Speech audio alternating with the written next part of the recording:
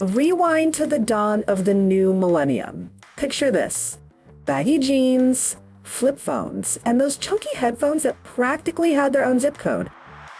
Then, bam, out of nowhere, a sleek little device arrives, promising to put 1,000 songs in your pocket. That's right, folks. Today we are diving into the rise, the shine, and the ultimate farewell of a true cultural phenomenon, the iPod. So grab your earbuds and let's rewind to an era where music, style, and tech collided in the coolest way possible. The spark that ignited it all. Let's begin by setting the scene. Back in the day, if you wanted to listen to music and make a phone call, well, you needed two separate devices. Yep, music on a CD player or cassette, and a phone for calls. But then, enter the Apple iPod, a device that forever changed the game.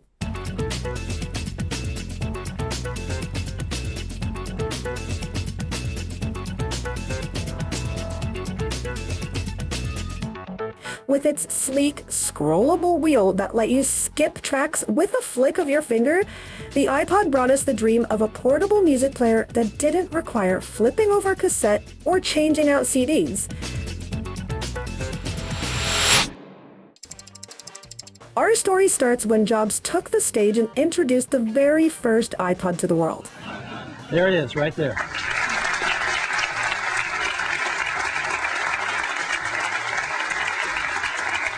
Now, before the iPod, portable music players were bulky and, let's face it, kind of a hassle. But the iPod, it was sleek, compact, and well, cool.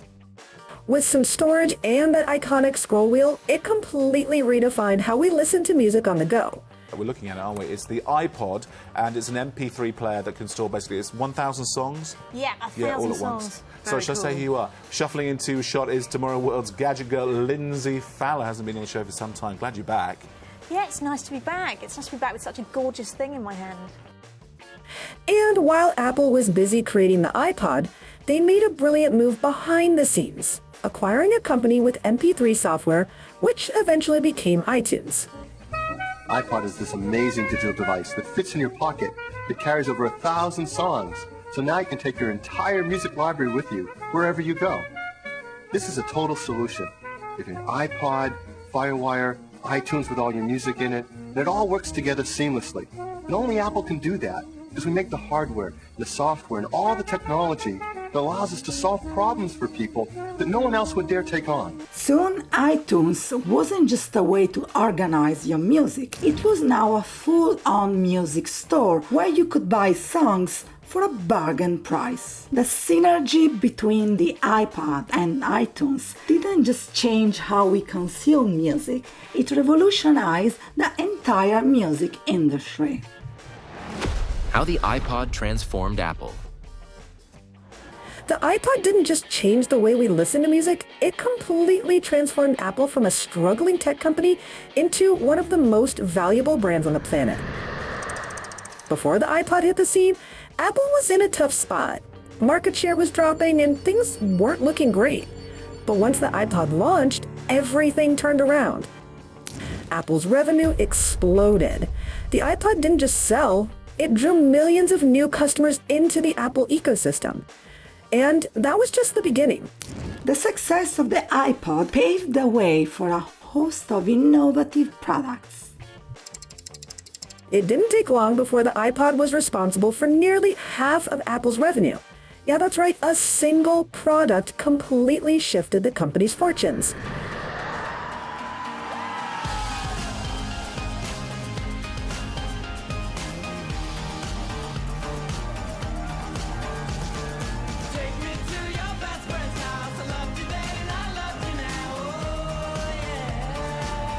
But the iPod wasn't just a product. It was a statement about Apple's insane design skills, marketing genius, and knack for innovation. And the momentum didn't just stop. It helped Apple climb to the top, eventually becoming the first American company to hit big time. Talk about a glow up. The evolution of an icon. The range just kept on evolving. Every new version brought something fresh. Smaller designs, bigger screens, more storage. It was like Apple was in an endless game of how can we make this even cooler? Take the iPod mini, for example. This was a more compact and affordable version of the first generation iPod. The original iPod was cool, but had a hefty price tag, which meant it wasn't exactly flying off the shelves. Enter the mini, and suddenly it was game on. By the end of its first fiscal year, Apple had sold a whopping amount of units.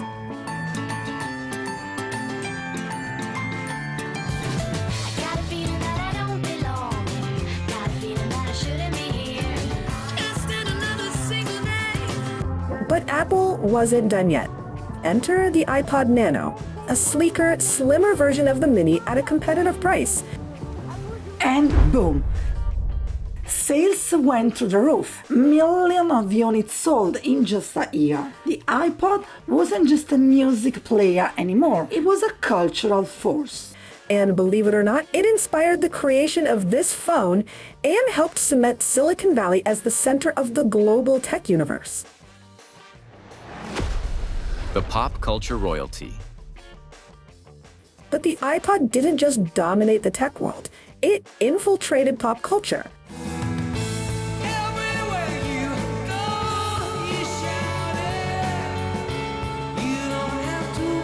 Apple went all in, collaborating with an Irish rock band to create a special edition iPod.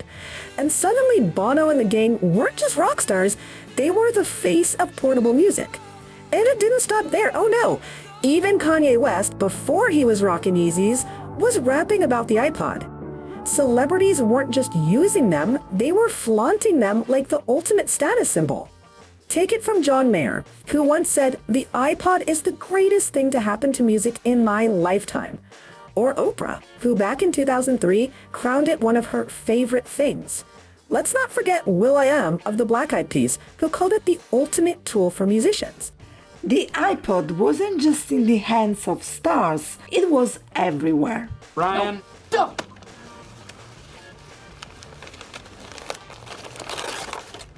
Whoa, video iPod. Oh, wow. It made appearances on TV shows, in movies, and even in your favorite sitcoms. Owning an iPod wasn't just about having music on the go, it was a declaration. You were in the know and part of the cool crowd. Scandals and setbacks. But hey, not everything about the iPod was sunshine and rainbows. Let's talk scandal, shall we? Apple hit a bit of a rough patch when reports surfaced about poor working conditions in the factories making those shiny new iPods. But that was just the beginning. Then came the infamous battery scandal. Anyone remember the uproar when people realized their iPod battery only lasted a few months? Talk about a major buzzkill. Apple had to roll out a battery replacement program just to calm the storm. Apple is announcing a recall of its first generation iPod Nanos because of a possible safety risk. According to the electronics giant, iPod Nanos sold between September 2005 and December 2006, and they were equipped with a battery that might overheat and could ignite.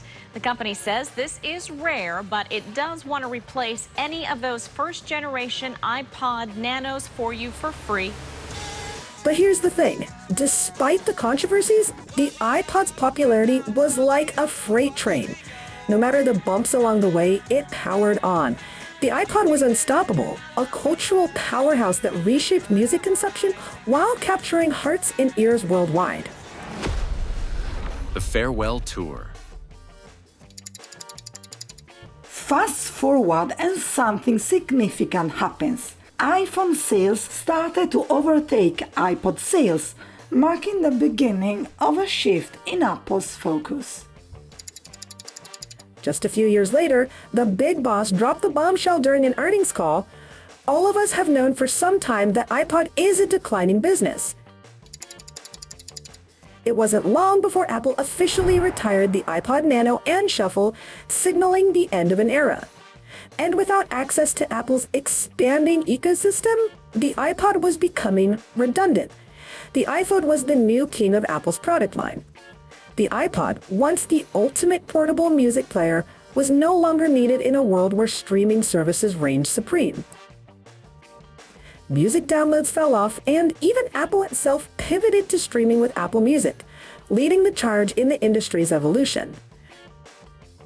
And then Apple made it official. The iPod Touch was officially discontinued. No more iPod ever. As the last of the iconic devices sold out, we all felt a little pang of nostalgia. For 2 decades, the iPod changed the way we experienced music. And although we now carry way more than 1,000 songs in our pockets, we'll always remember the magic of the iPod. The big question. And that brings us to the million-dollar question. When is it time to retire a product? The iPod story really shows us that innovation can be a double-edged sword. Apple didn't kill the iPod, it simply outgrew it. Sometimes to move forward and stay relevant, you've got to leave the past behind. From revolutionizing music to becoming a nostalgic tech relic, the iPod's journey is a testament to the power of innovation, and maybe a little bit of heartbreak too. But that's the nature of tech, right? Always evolving. So what do you think? Should companies hang on to iconic products just for the nostalgia factor? Or is it time to always look forward and embrace the next big thing? Let us know your thoughts in the comments below. And before you go, make sure to like, subscribe and hit that bell icon so you never miss out on more stories like this. Thanks for hanging out with us, and we'll see you next time. The Best of Business Show is brought to you by the BASA Awards. The BASA Awards exist to recognize, reward, and promote exceptional small businesses. We run 4 award programs: Best of America, Best of Australia, Best of Canada, Best of UK. Remember, it's strictly for small businesses only. Nominate your business today.